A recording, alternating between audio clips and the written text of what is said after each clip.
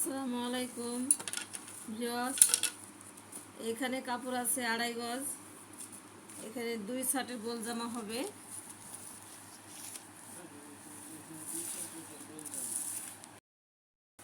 আমি কাপড়টাকে 4 ভাঁজ করে নিয়েছি, আপনাদেরকে দেখাইয়ে দিচ্ছি।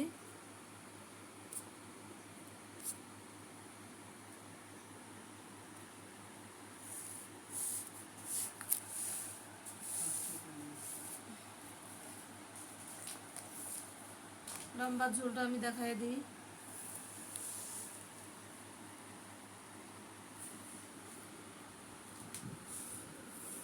ছেচল্লিশ ইঞ্চিতে আছে। এখানে ঝুলটা 45 ইঞ্চি টিকাবো।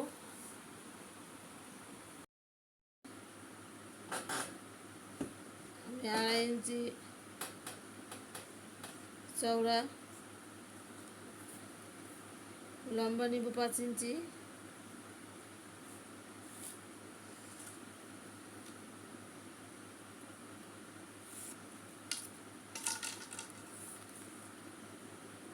আমার মাপটা নিব 6 ইঞ্চি।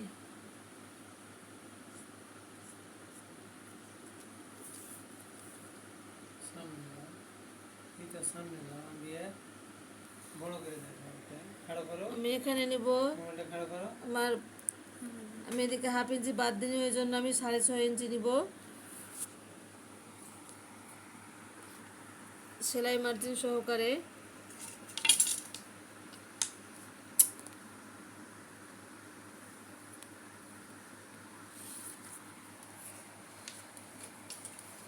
চল্লিশ ইঞ্চি বডিকে 4 ভাগ করলে 10 ইঞ্চি আসে। আমি এখন 10 ইঞ্চি মার্জিন দেব।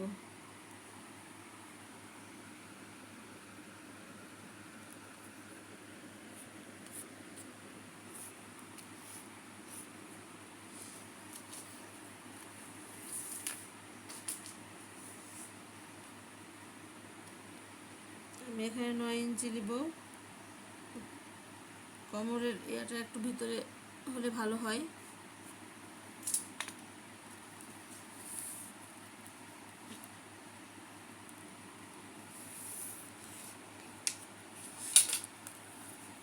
আমি এখানে 1 ইঞ্চিতে চিহ্ন দিব। এইভাবে করে আমি ঘুরিয়ে দাগ দিয়ে নেব।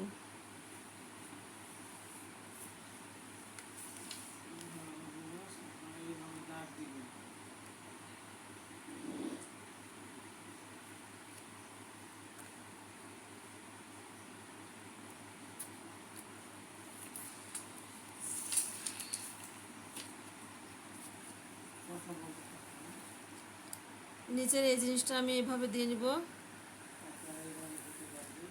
স্কেল দিয়ে। এখানে আমি সেলাই বাড়তি রাখার জন্য 1 ইঞ্চি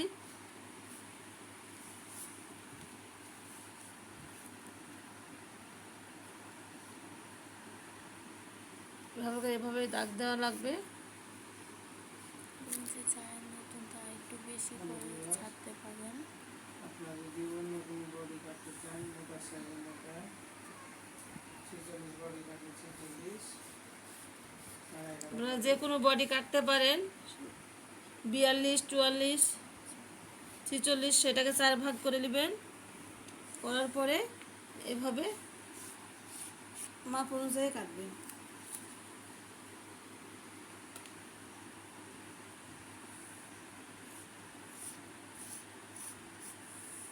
এইভাবে হবে সেলাই। আমি এখন কাপড়টা কাটতেছি।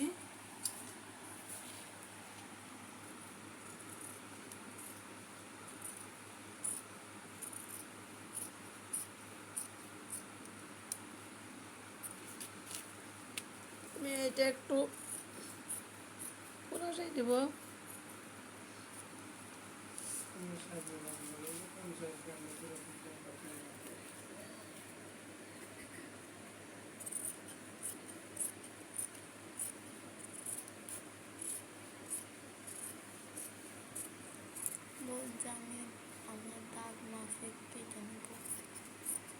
আমি দাগ অনুযায়ী কেটে নিচ্ছি। পুরোপুরি কেটে নিয়েছি। এখন নিচের দিকে আমি একটা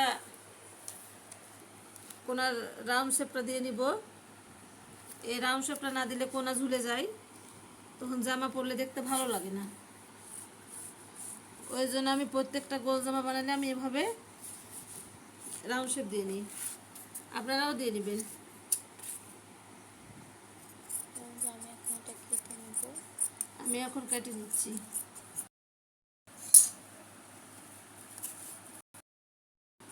হাতার কাপড়টা আমি 4 ভাঁজে ভাঁজ করে নিয়েছি, এই যে দেখে নেন এভাবে। কিন্তু হাতাটা একটু ছোট হয়ে যাবে, তো সমস্যা নাই।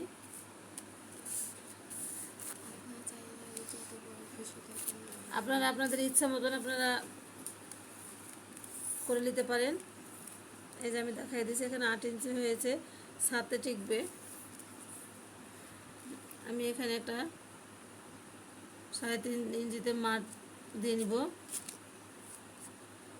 এভাবে করে আমি চিহ্ন দিয়ে দিলাম। আমি এখন কাপড়টাকে কেটে নিব। এখন দেখেন আমার কাপড়টা কাটা হয়ে গেছে, হাতাটা। আপনারা চাইলে এভাবে কাটতে পারেন, অথবা আপনাদের ইচ্ছা মতো মানে হাতের ইয়েটা পরিমাণটা বেড়ে নিতে পারেন। এই পর্যন্ত শেষ করলাম। আল্লাহ হাফেজ। সবাই কমেন্ট, লাইক, শেয়ার করে দিন। কমেন্টে জানাবেন পরের পার্টে আমরা সেলাই করব। পরে আরও আমি সেলাই কাটিং দেখাই দিব। আসসালামু আলাইকুম।